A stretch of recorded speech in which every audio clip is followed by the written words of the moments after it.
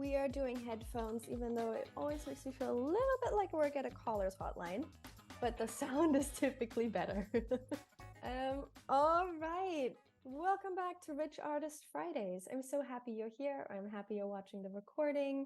I'm Sophie, and I started the Rich Artist program because, well, I want to contradict that like starving artist stigma, because I meet so many talented artists that are absolutely amazing at what they do. They have an amazing message with their art, but a lot of us, myself included, never got taught how to run a business and how to be a business person, an entrepreneur. A lot of us even find it hard to identify ourselves with that. So I want to bridge that gap for us, because when I started learning how to run my business internally from other photographers I assisted and from hiring my own coaches, I was mind blown at how much stability all of a sudden I felt to be creative, to be spontaneous, to actually really start enjoying what I do again, rather than sitting anxiously in front of my computer all day long and trying to figure out where my time is best invested. I think we can all relate to this. Like, you could write me a 10-page to-do list right now of things that you could do as a freelancer to further your career, but that can almost be so much that it like paralyzes us. And I want you guys to understand, what is effective, what has worked for me, and it just how you can set yourself up to have the peace of mind to actually be artists, because that is what I want for you guys. And I don't want you to burn out. I want you to genuinely enjoy doing this, because otherwise, what's the whole point, right? So that's what the program is about. We do 30-minute quickies on Fridays, just for me to pop on and share as much information with you guys as I can in that limited amount of time. And we usually pick topics that either you guys ask me to talk about or that I know have been really crucial in my business as well. This week, we're talking about what is my photography worth? And this is a little bit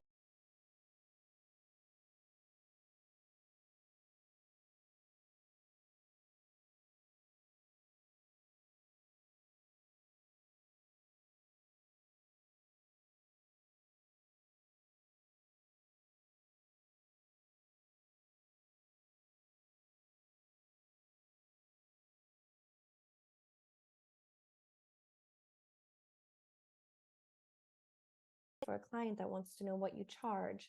How are you setting yourself up internally, your business structure? How can you determine what you should be charging for your work? And how can you learn to confidently negotiate with clients as well when that moment comes, when you're like, well, this is what I know I'm worth, and how to communicate to the client that it's really in their best interest to want to pay you what you would ideally need in order to create the best art that you can create. Because I know if I handed you $20,000 tomorrow, you would rise to the occasion and like somehow figure it out for yourself.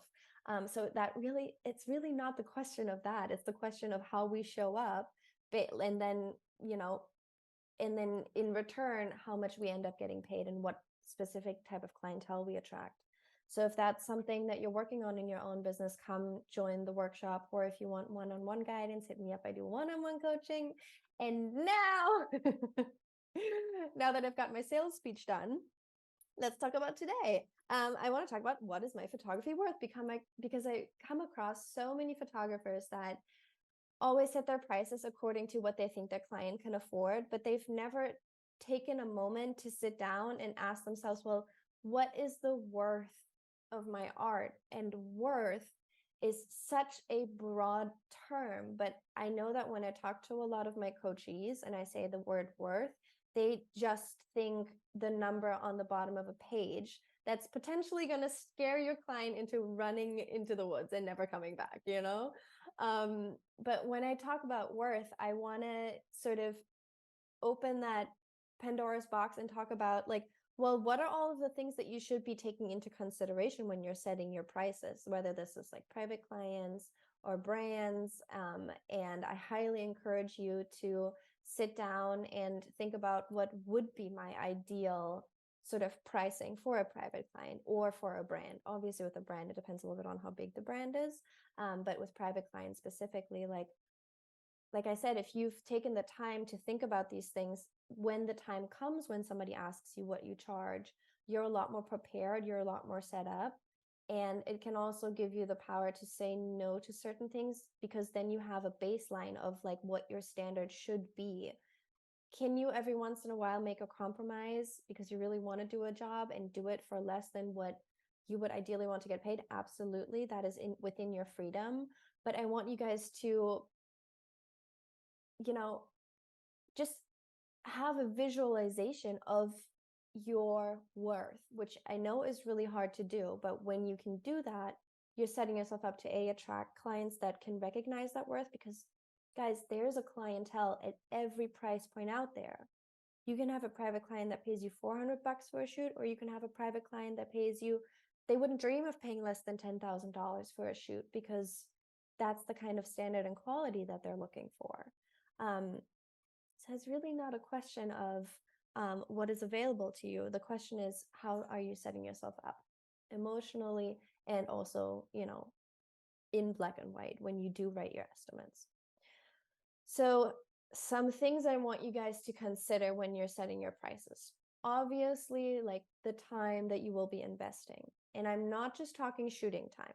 Shooting time is your day rate. Like it's the same as with your assistants. You have a certain block of time that you are in, like personally going to be there in person giving a service, and you have a certain rate that you charge for that. Same as assistants say, okay, I work on a 10-hour base and my day rate is $400. You should be doing the same for you. And like, bear in mind that this also includes, for example, clauses about overtime. Your client, if you make contracts with your clients, should know like, oh, okay, I get Susan for 6 hours in the studio today, and every 2 hours after that, Susan will be charging 1.5 times their hourly rate. And then if we go into 3 or 4 plus hours of overtime, they're going to charge double their hourly rate. So take however long your shoot day is. Let's say you're working a 10-hour day and your rate is $3,000. That means your hourly rate is $300. So if you go into 1 or 2 hours of overtime, you take that hourly rate times 1.2. And then every additional 2-hour overtime, because at that point you're there way longer than you were expecting, you charge double that, okay? And your assistants do the same. So the time that you're there, being a service provider, being the photographer on set is literally just one element. And I think this is where a lot of photographers just stop. Like this is where they're like, oh, well, that's how many hours, that's how much I cost. But guys, we're not like a plumber that charges by the hour. We're not just the lighting techs or the digitechs that have a day rate and that's it. We're one of the creatives, we're one of the talents, we're the artist that the company wants to be associated with. That's why they picked you for their project. Or we're the artists that the private client is coming to for this whole experience, because they trust us and because they love the way that we express ourselves visually, and they want to see themselves showcased and staged within that stage that we create as artists. Okay, so think about, talent is a huge thing you should be taking into consideration. Uniqueness is something that should influence your prices. Ideally, you would want clients that are like, we need Susan's style for this campaign because that is exactly the sort of mood that we want to communicate. Or this private client that says, oh my God, like maybe it's an entrepreneur and she has a company of baby apparel or something, and she's pregnant. And she uses her own self-image as sort of a face for the brand as well. This woman, even if she is your private client, is not going to want to spend $400 on these images. She's going to want to spend upwards of $10,000 for a private client shoot, okay? So I'm getting a little sidetracked. But she will come to you because she wants a Susan picture for her website, and she's going to post it on social media, and she's going to hang it framed in a custom frame in her bathroom, okay? And like, wherever you're comfortable, it doesn't have to be the CEO of a company that will end up being your private client, but I'm just trying to broaden your horizon here, that like, when we're talking about worth, it's completely up to personal preference. And I want you to sit down and take the time to think about, who is my dream client? What kind of interaction do I want to have with them? How much time do I want to give to them or invest in this shoot? How much creative preparation do I want there to be? Like, again, are you just a service provider that shows up and delivers what the client is asking for? Or are you the artist that they're coming for in order to help them conceptualize what this could look like for them? A lot of clients really want to be taken by the hand and led through the whole thing step by step. And you're also, in that sense, giving them an experience. You're not just giving them a service or an end product, which is the images, which we'll get to as well, which you should be charging for. You're giving them the experience of working with you as well. And guys, same goes as with brands. I know so many artists are so intimidated because brands seem like this big thing, and there's so many people, and we're over here oftentimes just by our lonesome, and we think that, we're just there to do a good job, but you're delivering a service on your side and an experience on your side to the client. And I don't care if it's $1 billion client. I've worked with $1 billion clients before. And yet here I was on the other side of that deal, running my own business and letting them partake in the way that I do things, the way that I set myself up to be able to do these services for brands, right? So things like, I already know who my assistant is that I'm going to bring with me on this travel destination job. I already know, where I like to rent my equipment from. I have connections with the equipment rentals in the city. I have interns that I'm training to be extra hands on set that are going to come with me the day of. Like, I am running a full operation internally. I have my go-to retoucher that helps me create the look that, I'm known for. I have years and years and years of experience of doing this. I have a degree in this, but it's not just like what you have on paper. It's how much you dedicate your entire being to this day in, day out. All of that freaking counts, okay? They say like you need 10,000 hours to become really, really good at something, or like to be a professional or a master or whatever the term of it is. Most likely you've probably already done that. So, take that into consideration, that you have an artist value and you have a business value.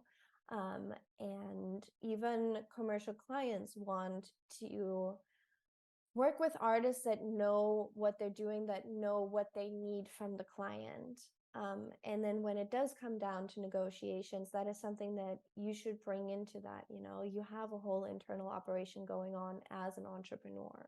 Even if you're just an individual at home and you do all of your office and accounting and all of it on your own, the client doesn't know if you have a full-time assistant sitting in your home office helping you that's getting paid a salary by you. You're a full operation and you should be charging accordingly. So for example, if you are talking to a brand, a lot of the prep for that, for campaign shoots, can take up to months of you being on creative calls. But even if it's just a private client and you take an hour with them on the phone to really talk about what is it that what would be my dream outcome for this shoot? How do I want to feel coming out of this? What might be some of my insecurities, or what have I done before in terms of photo shoots that really worked for me, and what have I done that I didn't like? What are these images for? How do I want to feel looking back on this day and on these images? Like, what do I want to be reminded of in these images, or whatever it's for, guys? Like, these kind of conversations,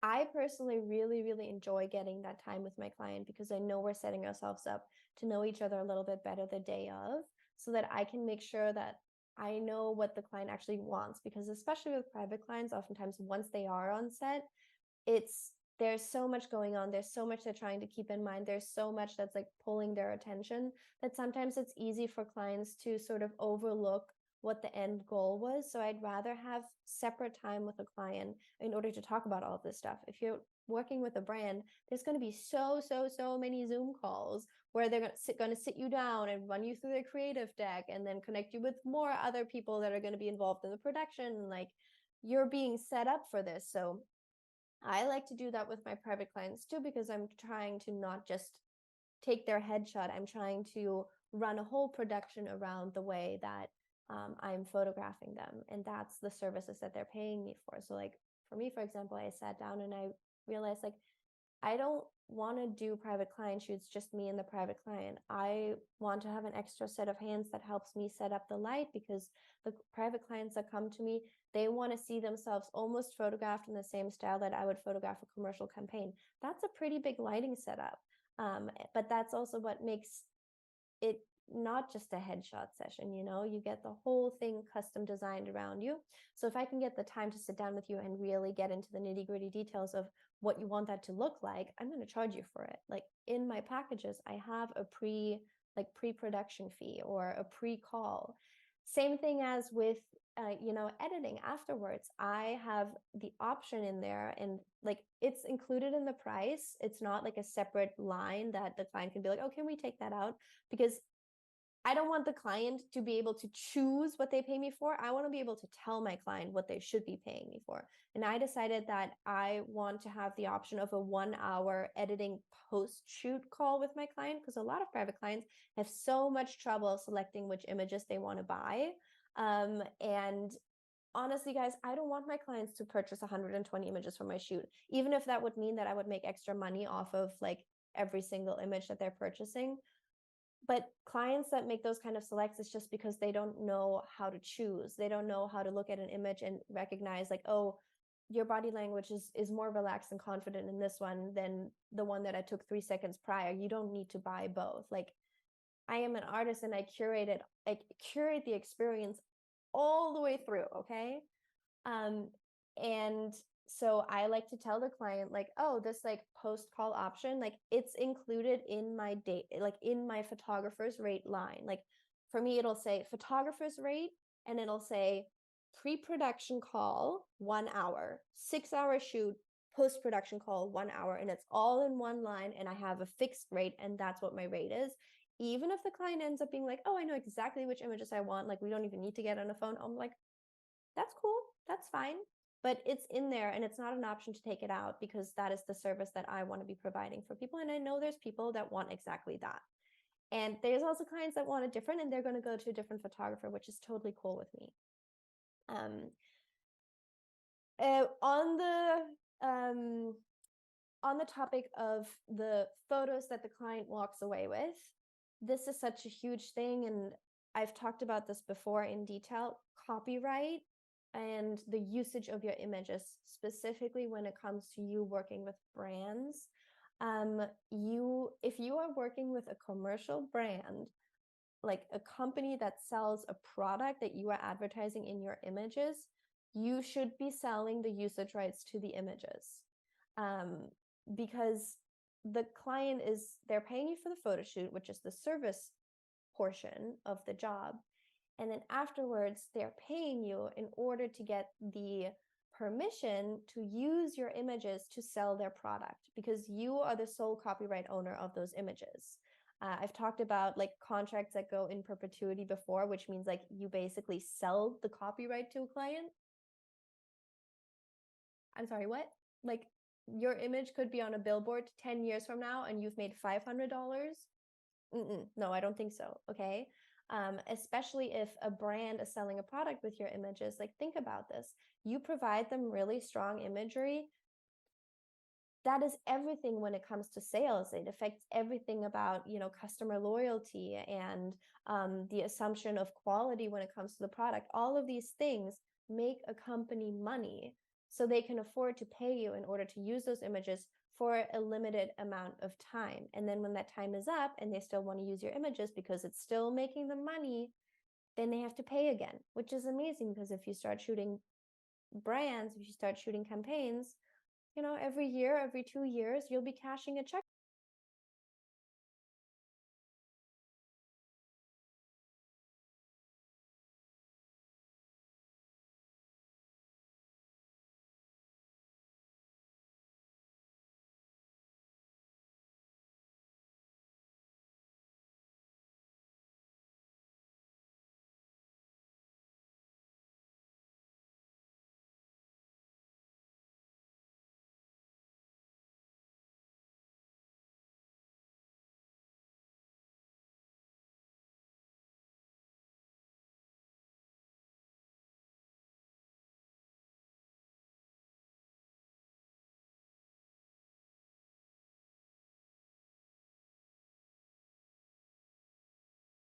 Like I did a global campaign once where there was 3 artists getting hired, me for beauty stills, a videographer, and a guy for still life to photograph the product. Okay. And these images were going to be in every single shop across the entire world of a billion-dollar brand. Okay. It was a beauty brand. And the 2 other photographers that were hired were like in their 50s. And then there was me. Okay. And as soon as I got on the first creative call, the guy, one of those other artists wanted to tell me what I should be doing to follow his lead. And the client was like, actually, we want Sophie to lead the whole thing because the whole campaign was built around the still beauty images. And then they wanted video and obviously the product shots to accompany that aesthetically.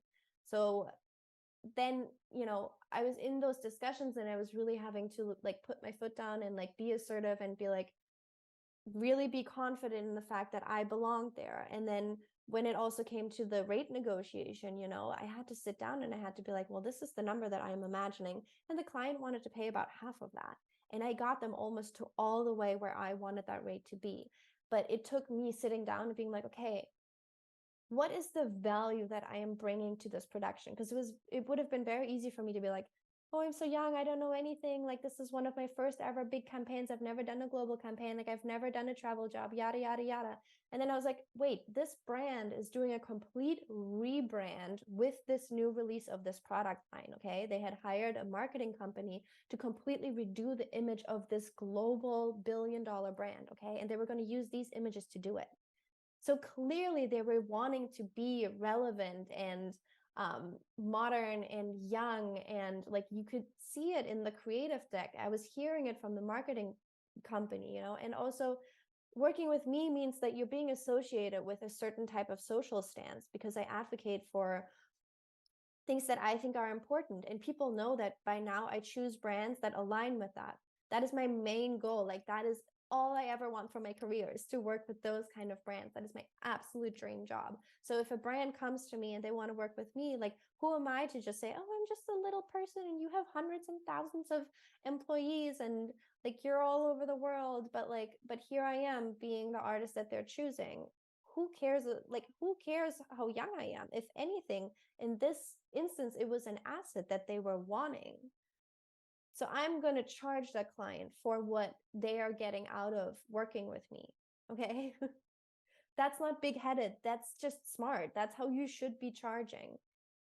And I know that can be hard sometimes, but sit your ass down and journal on it. What is the experience? What is the thing that they're getting out of it? What is it you stand for? Why should they want to work with you? If they're already knocking at your door, don't question it, okay? So obviously there's so much more to be said about the worth of photography. That's why we're doing the Money Master workshop in a little over a week, like tomorrow in a week. But that's all we have time for today. I really hope that this gave you a good list of things to consider the next time somebody asks you, what do you charge? Yeah, I'd love to hear what your biggest takeaway was. You can write it in the chat or you can leave a comment on the YouTube recording. It was really, really lovely to have you guys here, and take a look at my Eventbrite for the next couple of Rich Artist Friday classes. I already pre-programmed some, so you can put them in your calendar if it's a topic that interests you. And yeah, think about joining the workshop because I think that's going to be a really, really good one. All right. I love you guys so much, and I will see you in a week.